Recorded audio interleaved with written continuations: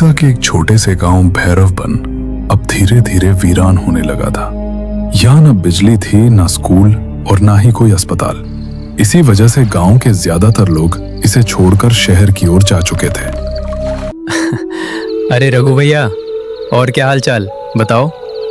नित्या भैया, क्या बताऊं, ठंड का महीना तो चला गया है, फिर भी अजीब सी ठंड लग रही है। अरे हाँ भैया, इस साल पहले ही बारिश आ गई थी, इसलिए ठंड कुछ ज्यादा बढ़ गई है। वैसे रघु भैया, एक बात बताओ, कल रात फिर से उस पुराने अस्पताल से किसी के रोने की आवाज आ रही थी, तुमने सुना क्या? तभी जगन्नाथ काका धीरे धीरे चलते हुए चाय की टपरी पर आ पहुंचे। अरे कोई गंभीर बात हो रही है क्या? अरे काका, गांव के बाहर जो पुराना अस्पताल है उसकी क्या कहानी है? कल रात फिर से वहां से किसी के रोने की आवाज आ रही थी। अरे रघु, वो अस्पताल नहीं, मौत का जाल है। जो एक बार रात में उस तरफ गया वो फिर सही सलामत वापस नहीं लौटा। काका, पूरी बात बताओ ना। तो सुनो, लेकिन याद रखना, इश्को मजाक में मत लेना और उस तरफ कभी मत जाना। शाम का वक्त था। आसमान में हल्की हल्की लालिमा छाई हुई थी। गांव के बीचों बीच माधव का छोटा सा कच्चा घर था। चारों तरफ खेत और मिट्टी की पगडंडी। दिन भर खेत में मेहनत करने के बाद माधव थका हुआ अपने घर लौटा। जैसे ही उसने आंगन में कदम रखा, उसने ऊंची आवाज में कहा, अरे ओ भगवान, क्या बना रही हो खाने में? ओ जी, सुनते हो? आज सुबह जब तुम खेत में गए थे तो मदनपुर जमींदार के यहाँ से एक आदमी आया था। अच्छा, क्या कह रहा था वो? अरे वो जमींदार साहब अपने पोते का जन्मदिन मना रहे हैं, पूरे गांव को दावत दी है, तुम्हें भी बुलाने आया था। अरे वाह, जमींदार की दावत खाने में तो मजा आ जाएगा। सुनो, फिर कुछ मत बनाओ, मैं तुम्हारे लिए भी कुछ अच्छा ले आऊंगा। ठीक है जी, लेकिन एक बात, जल्दी लौट आना, ज्यादा रात मत करना। तभी बाहर से भारी और बुजुर्ग आवाज सुनाई दी। माधव, ओ माधव, घर पर हो ना? हाँ काका, बस आया। अरे काका, अच्छा हुआ आप आ गए। मुझे तो लग रहा था सब मुझे छोड़कर पहले ही निकल गए होंगे। अरे भाई, दावत का नाम सुनते ही कौन रुकता है। दोनों हंसते बातें करते हुए जमींदार के बड़े हवेली की ओर चल पड़े। रात के लगभग 9 बज चुके थे। माधव ने पेट भरकर खाना खाया और फिर धीरे से बाहर आ गया। आसमान में आधा चांद बादलों के बीच छुप छुप कर निकल रहा था। माधव ने चारों तरफ देखा और खुद से बुदबुदाया, अरे भाई, बहुत रात हो गई है, मुझे तो पता ही नहीं चला समय कैसे निकल गया। और ये काका कहाँ चले गए? अभी तो यहीं बैठे थे। उसने भीड़ में दोबारा झांक कर देखा, पर चमन काका कहीं दिखाई नहीं दिए। माधव थोड़ा परेशान हो गया। भाई, अब मैं कहाँ ढूंढूं? इतनी बड़ी हवेली में किससे पूछूं? कुछ पल वो वहीं खड़ा सोचता रहा, फिर सिर हिलाते हुए बोला, घर ही चला जाता हूँ। काका किसी के साथ आ ही जाएंगे, शायद पहले ही निकल गए हों। यह सोचकर वो हवेली के बड़े फाटक से बाहर निकल आया। बाहर अंधेरा गहरा चुका था। गांव की पगडंडी अब सुनसान पड़ी थी। माधव ने अपनी धोती संभाली और तेज कदमों से घर की ओर चल पड़ा। करीब 10 मिनट ही चला होगा कि पीछे से एक धीमी मगर साफ आवाज आई, माधव। माधव के कदम अचानक रुक गए। उसने धीरे धीरे पलटकर पीछे देखा। अंधेरे में चांदनी की हल्की रोशनी के बीच चमन काका खड़े थे। अरे काका, आप कहाँ रह गए थे? मुझे लगा आप पहले ही निकल गए होंगे। लेकिन काका ने कोई जवाब नहीं दिया। उनके चेहरे पर अजीब सी गंभीरता थी। उन्होंने बस धीमे स्वर में कहा, चल बेटा, जल्दी चल। उनकी आवाज में पहले वाली हंसी मजाक नहीं थी, कुछ अलग, कुछ ठंडा सा। माधव को थोड़ा अजीब लगा, लेकिन वो कुछ बोले बिना उनके साथ चलने लगा। चारों तरफ सन्नाटा था। सिर्फ जिंगुरों की तेज आवाजें और पैरों के नीचे कंकड़ों की चरमराहट सुनाई दे रही थी। हवा भी अब कुछ ज्यादा ठंडी लगने लगी थी। करीब आधा घंटा बीत गया। माधव को अचानक एहसास हुआ कि रास्ता कुछ अलग है। उसने इधर उधर देखा। ये पगडंडी उसे जानी पहचानी नहीं लग रही थी। वो रुक गया। अरे काका, ये रास्ता कुछ अजीब नहीं लग रहा? जैसे ये बिल्कुल अनजान हो, और हम इतने देर से चल रहे हैं फिर भी घर नहीं पहुंचे। काका ने बिना उसकी तरफ देखे जवाब दिया। अरे बेटा, यही सही रास्ता है, कुछ ही देर में पहुंच जाएंगे। उनकी आवाज अब और भी भारी और धीमी थी। माधव ने खुद को समझाया। शायद रात की वजह से रास्ता अजीब लग रहा है। तभी अचानक आसमान में तेज गरज हुई, बिजली चमकी और कुछ ही पलों में मूसलाधार बारिश शुरू हो गई। ये लो, अब ये बारिश भी शुरू हो गई। बारिश इतनी तेज थी कि आंखें खोलना मुश्किल हो रहा था। कपड़े कुछ ही सेकंड में भीग गए। तभी बिजली की चमक में सामने कुछ दिखा, एक पुराना टूटा फूटा खंडहर जिसकी दीवारें काली और जर्जर थीं। दरवाजा आधा टूटा हुआ था और अंदर घुप अंधेरा। काका ने इशारा किया। आ बेटा, इधर चल, बारिश रुकने तक यहीं रुकते हैं। माधव ने खंडहर की तरफ देखा। उसके दिल में हल्की घबराहट उठी। उसे याद आया, बचपन में लोग कहते थे कि इस रास्ते के पास एक पुरानी अस्पताल है जहां कोई नहीं जाता। लेकिन बारिश इतनी तेज थी कि और कोई सहारा नहीं था। दोनों उस खंडहर की ओर बढ़ गए। अस्पताल के अंदर कदम रखते ही माधव को अजीब सा एहसास हुआ। चारों तरफ टूटी फूटी दीवारें थी, छत से प्लास्टर जड़ रहा था, खिड़कियों के शीशे टूटे हुए थे और हवा जब अंदर आती तो दरवाजे चरमराने लगते।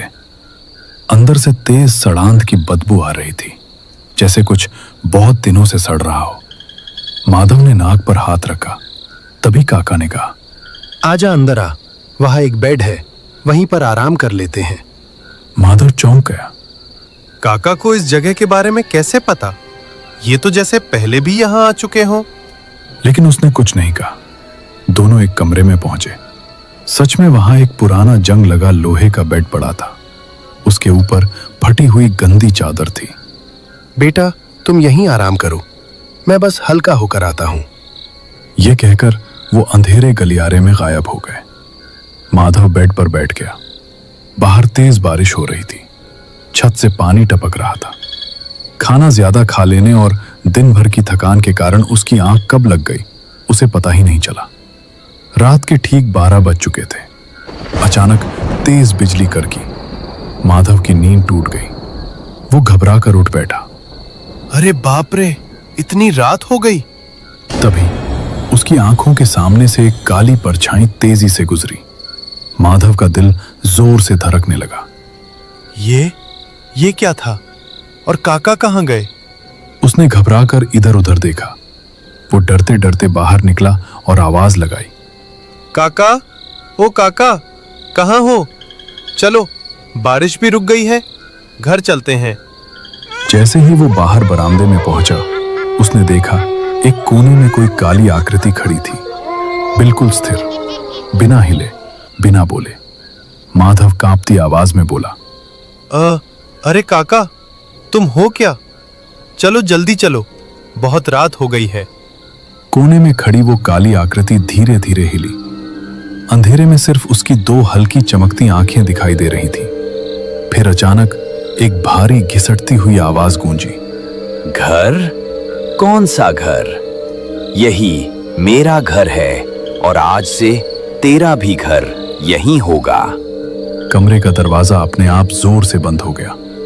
माधव बुरी तरह चौंक गया। उसका दिल सीने से बाहर निकलने को था। काका, ऐसे मजाक मत करो। तभी बिजली चमकी। उस एक पल की रोशनी में माधव ने जो देखा, उसका खून जम गया। वो चमन काका नहीं थे। उनका चेहरा आधा सड़ा हुआ था, आंखें गहरी काली, होंठ फटे हुए। कपड़े भी वही थे, लेकिन शरीर जमीन से कुछ इंच ऊपर हवा में तैर रहा था।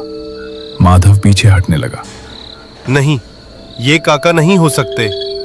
अचानक पीछे से एक भयानक, कई आवाजों में मिलती जुलती फुसफुसाहट गूंजी। एक और शिकार, आज हमारी भूख मिटेगी। उसने घबराकर आंखें बंद कर लीं और पूरी ताकत से चिल्लाया, बचाओ, बचाओ। अचानक किसी ने उसके कंधे पर हाथ रखा। हाथ ठंडा था, लेकिन पहले वाले हाथ जैसा सड़ा हुआ नहीं। माधव धीरे धीरे पलटा। पीछे चमन काका खड़े थे। वो सामान्य दिख रहे थे, वही धोती, वही लाठी, वही चेहरा। काका ने हैरानी से पूछा, अरे बेटा, तू यहाँ क्या कर रहा है? मैं तो तुझे बाहर ढूंढ रहा था। माधव की सांसें तेज चल रही थीं। उसका दिमाग काम नहीं कर रहा था। ये कैसे हो सकता है? अभी तो वो समझ नहीं पा रहा था, ये असली काका है या वही काली चीज उनका रूप बदलकर खड़ी है। माधव की आवाज कांप रही थी। काका, क्या सच में ये आप ही हो? हाँ बेटा, मैं ही हूँ। क्या हुआ तुझे? चल पहले यहाँ से निकलते हैं। दोनों तेज कदमों से गांव की ओर चलने लगे। पीछे मुड़कर देखने की हिम्मत किसी में नहीं थी। कुछ देर बाद दूर से गांव की टिमटिमाती रोशनी दिखाई देने लगी। अब माधव को थोड़ी हिम्मत मिली। गांव के पास पहुंचते ही माधव अचानक रुक गया। काका, मुझे आपको सब बताना है। उसने पूरी घटना शुरू से आखिर तक बता दी। बेटा, मैं सब जानता हूँ। माधव चौंक गया। क्या मतलब? बहुत साल पहले उस अस्पताल में आग लगी थी। कई गरीब लोग जिंदा जल गए थे। लोग कहते हैं जमींदार ने जमीन हड़पने के लिए आग लगवाई थी, लेकिन किसी ने कुछ नहीं कहा, डर के मारे। तब से वो आत्माएं भटक रही हैं। वो जमींदार को दोषी मानती हैं और जो भी उसके घर जाता है उसे अपना दुश्मन समझती हैं। काका, अच्छा हुआ आप सही समय पर आ गए, वरना मैं तो। तेरी किस्मत अच्छी थी बेटा। चलो काका, घर चलते हैं। मेरी बीवी मेरा इंतजार कर रही होगी। ये कहानी है गढ़मुक्तेश्वर नाम के एक ऐसे गांव की, जहां सूरज ढलते ही सन्नाटा अपनी चादर ओढ़ लेता था। गांव के लोग शहर की चकाचौंध से दूर अपनी एक अलग ही दुनिया में रहते थे। लेकिन इस गांव का एक हिस्सा ऐसा था जहां परिंदे भी पर मारने से कतराते थे। वो था गांव का पुराना सब स्टेशन। अरे भाई, ये कैसा गांव है? अभी शाम के 7 भी नहीं बजे और ऐसा लग रहा है जैसे आधी रात हो गई हो। मोबाइल का नेटवर्क भी चला गया और अब ये बिजली भी गुल हो गई। आर्यन, जो शहर से इस गांव में बिजली की व्यवस्था सुधारने आया, एक युवा इंजीनियर था। तभी उसे बाहर से कुछ लोगों की हंसने बोलने की आवाजें आई। वो बाहर निकला। गांव का एक पीपल का पेड़ था जिसके नीचे कुछ बुजुर्ग और नौजवान बैठे थे। आर्यन उन लोगों के पास गया। दीनदयाल काका, ये रोज का क्या झमेला है? शाम होते ही पूरे गांव का फ्यूज उड़ जाता है क्या? मैं पिछले 3 दिनों से देख रहा हूं, जैसे ही अंधेरा होता है बिजली काट दी जाती है। आओ बेटा आर्यन, बैठो। शहर के लोग घड़ी देखकर चलते हैं, पर यह गांव डर की आहट सुनकर चलता है। यहाँ बिजली हम नहीं काटते, यहाँ की बिजली अपने आप बुझ जाती है। और यकीन मानो, इस अंधेरे में ही सबकी भलाई है। हाँ साहब, बिजली आएगी तो वो सब दिखने लगेगा जिसे कोई देखना नहीं चाहता। क्या काका, आप भी इन अंधविश्वासों में पड़े हैं? मैं कल सुबह ही उस पुराने पावर हाउस जाऊंगा और देखूंगा कि आखिर गड़बड़ कहाँ है। हो सकता है कोई तार ढीला हो या ट्रांसफार्मर पुराना हो गया हो। आर्यन की बात सुनते ही वहां बैठे सभी लोगों के चेहरे का रंग उड़ गया। हंसी मजाक अचानक एक डरावनी खामोशी में बदल गया। दीनदयाल काका ने बड़ी गंभीर नजरों से आर्यन को देखने लगे।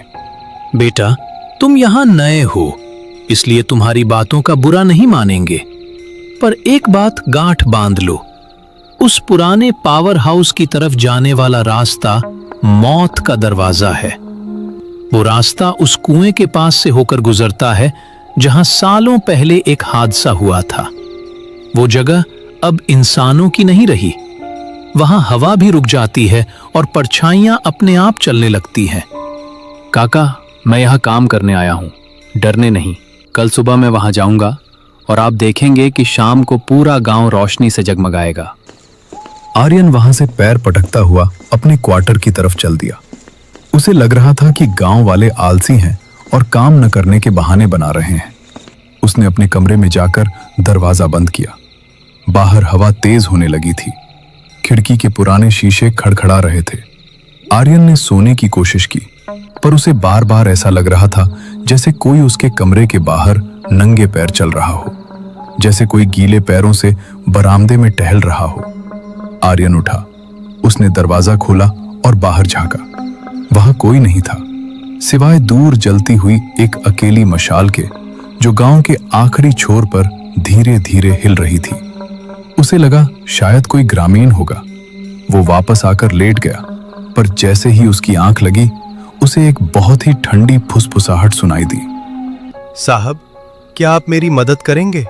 मेरी माँ बहुत बीमार है। आर्यन हड़बड़ा कर उठा। पूरा कमरा खाली था। दिल की धड़कन तेज हो चुकी थी। उसने सोचा शायद ये उसका वहम है, पर तभी उसके दरवाजे पर 3 धीमी दस्तकें हुई।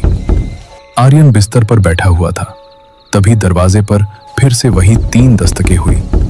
इस बार आवाज पहले से ज्यादा साफ और नजदीक थी। आर्यन ने कांपते हाथों से कुंडी खोली। सामने एक युवक खड़ा था। उसका चेहरा इतना सफेद था मानो उसमें खून की एक बूंद भी न बची हो। कौन हो तुम? इतनी रात को यहाँ क्या कर रहे हो? तुम्हें पता नहीं कि ये सरकारी क्वार्टर है? साहब, माफ करना, मेरा नाम रुद्र है। मैं पास के ही खेत वाले घर से आया हूं। मेरी माँ, साहब, मेरी माँ की तबीयत बहुत खराब है। उन्हें तेज बुखार है और सांस लेने में तकलीफ हो रही है। इस बारिश में कोई मेरी मदद नहीं कर रहा। सबने अपने दरवाजे बंद कर लिए हैं। साहब, मैंने सुना है आप शहर से आए हैं। आपके पास दवाइयां होंगी, कृपया मेरे साथ चलिए। आर्यन को एक पल के लिए अजीब लगा, पर एक बेबस बेटे की पुकार सुनकर उसका दिल पसीज गया। उसे दीनदयाल काका की बातें याद आई, पर उसने सोचा कि शायद कोई वाकई मुसीबत में है। देखो रुद्र, मैं डॉक्टर नहीं हूं। मैं तो यहाँ बिजली का काम देखने आया हूं। पर हाँ, मेरे पास प्राथमिक उपचार की किट है। तुम डरो मत, मैं लेकर आता हूं। क्या तुम्हारा घर बहुत दूर है? नहीं साहब, बस उस पुरानी पगडंडी के पार जहां वो पुराना कुआं है। हम पगडंडी से जाएंगे तो जल्दी पहुंच जाएंगे। आर्यन अंदर जाकर कुछ दवाएं अपनी जेब में डाल दी और रुद्र के पीछे पीछे चल दिया। जैसे ही वे क्वार्टर से बाहर निकले, सन्नाटा और गहरा हो गया। गांव की गलियां सुनसान थी। रुद्र आगे आगे चल रहा था, और अजीब बात यह थी, रुद्र के चलने की कोई आवाज नहीं आ रही थी। आर्यन को अपनी भारी चप्पल की आवाज सुनाई दे रही थी, पर रुद्र जैसे हवा में तैर रहा हो। वे धीरे धीरे उस पुराने सब स्टेशन वाले रास्ते की ओर बढ़ने लगे। वो रास्ता घने पेड़ों से घिरा हुआ था। पेड़ों की टहनियां हवा में ऐसे हिल रही थी जैसे कोई विशाल हाथ उन्हें रोकने की कोशिश कर रहा हो। रुद्र, तुम लोग इस सुनसान इलाके में क्यों रहते हो? यहाँ तो बिजली के खंभे भी पुराने हैं। कल मैं इसी इलाके का मुआयना करने वाला था। साहब, हम वहां रहते नहीं हैं। हम वहां बंधे हुए हैं। बरसों से उस कुएं ने हमें कहीं जाने ही नहीं दिया। आप बस चलते रहिए, रास्ता थोड़ा कठिन है। तभी अचानक आर्यन को झाड़ियों में हलचल महसूस हुई। दोनों ने पीछे मुड़कर देखा। दूर अंधेरे में उसे 2 चमकती हुई आंखें दिखाई दी। उसे लगा कोई जानवर होगा, पर तभी उसे इंसानी फुसफुसाहट सुनाई दी। एक और शिकार। आज फिर कोई इस रास्ते पर आया है। रुद्र, ये आवाजें कहां से आ रही हैं? आवाजों पर ध्यान मत दीजिए साहब, वो तो बस भटके हुए लोग हैं। हम पहुंच गए हैं। देखिए, वो रहा मेरा घर।